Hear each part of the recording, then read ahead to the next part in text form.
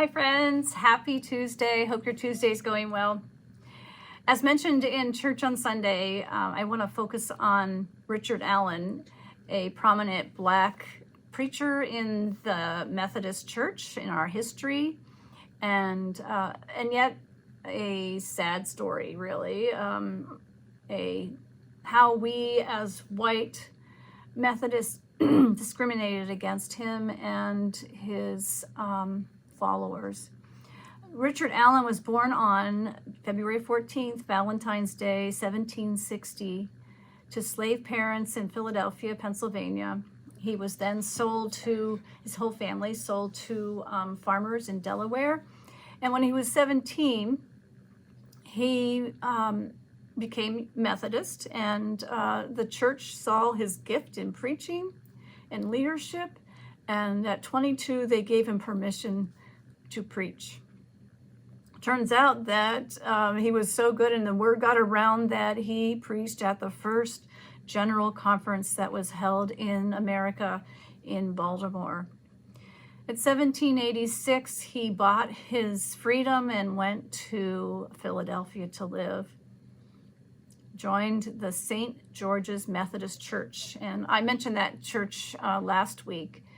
How it's a prominent church in our history in Philadelphia, and so anyway, it's a very large building.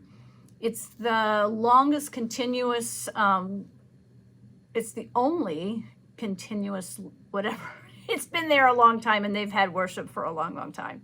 So he joined St. George's Methodist and was asked to preach to the whole congregation, and then asked to lead prayer meetings for just Black attendees. And that group grew and grew.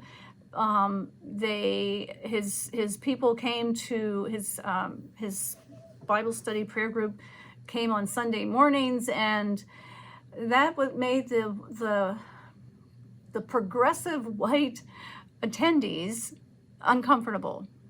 As even though they were against slavery, they still had a hard time with this. And it's a very sad mark on our history, I believe, that they built a special balcony around the perimeter of this large building room to say, this is where you are allowed to be during worship. And the tension grew and grew between the two groups, and finally, one Sunday, it was planned, but one Sunday they got up, the African Americans got up and went down the street to an old blacksmith shop where they began what was then called the Free African Society, with Richard Allen as their preacher, as their leader, and eventually it became what we know today as the African Methodist Episcopal, AME. And this group is all around the world. And Richard Allen was their first bishop. Prior to all of this, and when he was younger, still in the Methodist Church, he would go with Francis Asbury by horse to town to preach at in different churches along the way, and was known to be a good preacher. I think it would be great if we had some of his sermons for us to look at, and I'll look into that. Look him up. Notice how some people ignore the tension that was between the two races. We cannot avoid or ignore how we have been how we discriminate against our siblings, we as white Methodists.